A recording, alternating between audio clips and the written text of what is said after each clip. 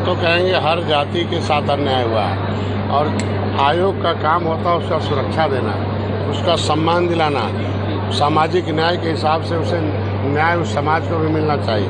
अल्पसंख्यक आयोग है, अनुसूचित जाति आयोग है, पिछड़ा वर्ग आयोग है, तो अपर कास्ट का भी आयोग होना चाहिए जो आरक्षण दिया गया है कि कहीं उनके लोग तो लूट तो नहीं रहे हैं कि मान लीजिए जो धनी है वो गरीब का जो दिया गया था कि जिनका आर्थिक आधार पर नीचे हैं उनका जो है उन्हें नौकरी शिक्षा में दिया जाए। तो ऐसी में आयोग नहीं रहेगा तो उन्हीं के लोग ही बड़ी मछली छोटी मछली को खा जाती हैं, बड़ा घोड़ा छोटे घोड़े का हिस्सा खा जाता है। तो आयोग सुरक्षा देता है, आयोग जो है सम्मान दिलाता है। आज के दिन में हम तो चाहेंगे कि मछुआ आयोग भी बनना चाहिए क्योंकि ये देश को आज़ाद कराने वाली जातियाँ हैं, अंग्रेज़ों से सीधे लड़ने वाली जातियाँ हैं, कानून के से उजड़ने वाली जातियाँ हैं और संविधान में सूचीबद्ध है। अगर आयोग होता मछुआ आयोग तो शायद अनुसूचित जाति से इनको ओबीसी में नहीं डालते और इनका हिस्सा नहीं लूटते। आज इनकी दशा खराब है। इनकी ज़मीन जायदाद अंग्रेज़ों ने कानून बना के छीना है। लड़ने के नाते मार्शल कौम कहा है डॉक्टर का बेटा डॉक्टर, इंजीनियर का बेटा इंजीनियर, निषाद कतली हैं, ये अंग्रेज़ों को कत्ल कर रहे हैं। इनको हम देश को आज़ाद कराने के लिए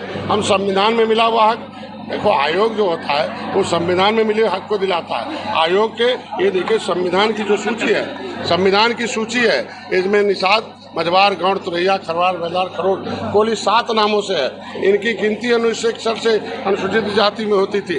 आज के दिन में फिशरमैन का मैं कहते हैं कि ये देखो लेदरमैन की इतनी जातियाँ हैं, वाशरमैन की है या फिशरमैन है, क्या देखिए 53 मझवार हैं। तो ऐसे में आयोग के माध्यम से इन लोगों को सुरक्षा है। ये देखिए राज्यपाल ने निकाल दिया। आयोग का समर्थन करते हैं? मैं आयोग का हमेशा समर्थन करूंगा क्योंकि आयोग के माध्यम से लोग जातियों को सुरक्षा सम्मान मिलती है, उनकी आवाज़ सदन तक पहुंचती है। सर अभी आप बहुत उपलब्धियां गिना रहे हैं लेकिन अखिलेश यादव बोल रहे हैं सारी उपलब्धियां सरकार की केवल हवाई जनता तय करती है किसकी उपलब्धि है किसकी नहीं है, और जनता उपलब्धि नहीं होती तो शायद सत्ता से इनको हटाती नहीं, मोदी जी को दोबारा लाती नहीं होगी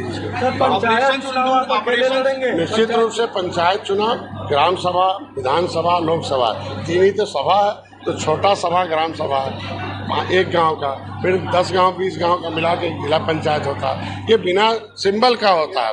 जब बिना सिंबल का होता है तो गांव से ही कार्य करता है। गांव के लोगों के विकास के लिए, विकास की मुख्यधारा में लाने के लिए राजनीति के निर्बल वहीं ज़्यादा हैं, तो उन निर्बलों को सबल बनाने के लिए तो कार्यकर्ता इसीलिए आता है। भाई कभी भी भाजपा 25 साल का एनडीए का इतिहास रहा है, किसी बहुत दल है उनके साथ, कभी पंचायत चुनाव किसी भी पार्टी के साथ गठबंधन नहीं लड़ी है इतना लंबा। तो ये हम लोग लड़े। आप और आशीष पटेल जो है एक साथ दिख रहे हैं मंच पर, तो क्या सहयोगी दल है हम लोग? आप लोग पंचायत चुनाव में पंचायत चुनाव में हम लोग अलग अलग लड़ेंगे और लड़कर जीतेंगे। और जो प्रमुख का चुनाव है वो सिंबल पर होता है। जिला पंचायत अध्यक्ष का जो चुनाव सिंबल पर होता है भाजपा के साथ रहेंगे। अब ऑपरेशन सिंदूर को लेकर के विपक्ष आरोप लगा रहा है कि भाजपा इसका दुरुपयोग कर रही है, पब्लिसिटी कमा रही है, क्या कहेंगे? अरे यार विपक्ष के पास कुछ बचा है नहीं बयानबाजी के अलावा।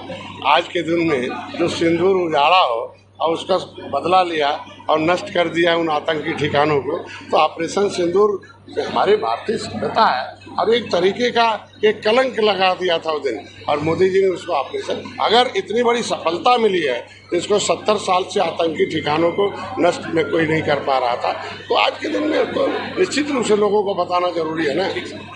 ओबीसी जो है बी टीम की तरह काम कर रही है भाजपा की, बता रहे हैं लोग, विपक्ष कह रहा है ऐसा, और लगातार जो है ओबीसी भाजपा की वाहवाही भी करते नजर आ रहे हैं, कसीदे पढ़ रहे हैं उनके, क्या कहेंगे? ओबीसी बी टीम की तरफ काम कर रही है भाजपा के ओबीसी?